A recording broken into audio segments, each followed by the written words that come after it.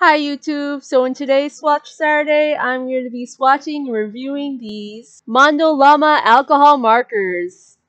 From what it looks like, Mondo Llama is to Gen Z like Rose Art is to us millennials. The cheaper alternative to Crayola. I bought these at Target for $25 with the Target gift card I won in a Halloween contest last year. Now this didn't age well, did it? There are 40 markers in this set, so each marker is worth approximately 62 cents, not counting tax of course. So this is definitely a cheap Copic alternative. Does the quality compare? That is the ultimate question. So when I opened these, there weren't any names listed on the markers, so that's unfortunate. I printed out a swatch sheet from Mystic Sparkle Wings from DeviantArt.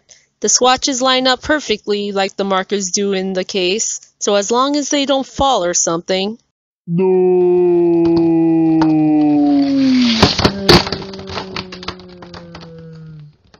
So after reorganizing the markers and rearranging them how I want, now I'm going to test them on my latest drawing. Since a Generation 5 Pokemon was next on my list, I thought I'd do a fan art of Gothitelle. Now I admit I'm not familiar with Pokemon beyond Generation 3, but this design stood out to me.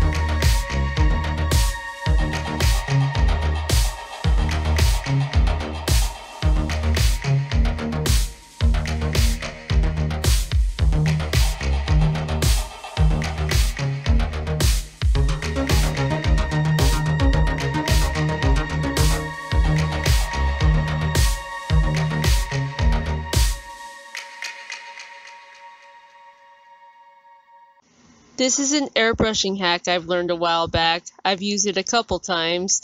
All I have to do is remove the nozzle, insert the marker, and tighten it with a screw, then just squeeze the airbrush.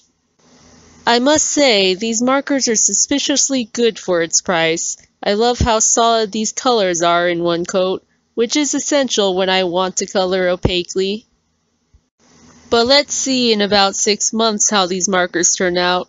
From my experience, I've had alcohol markers crystallize, usually the cheaper brands, but all in all, I'm quite satisfied with these, and I recommend these markers for those who want alcohol markers, but unable to afford Copics and Prismacolors for the time being. Thanks for watching!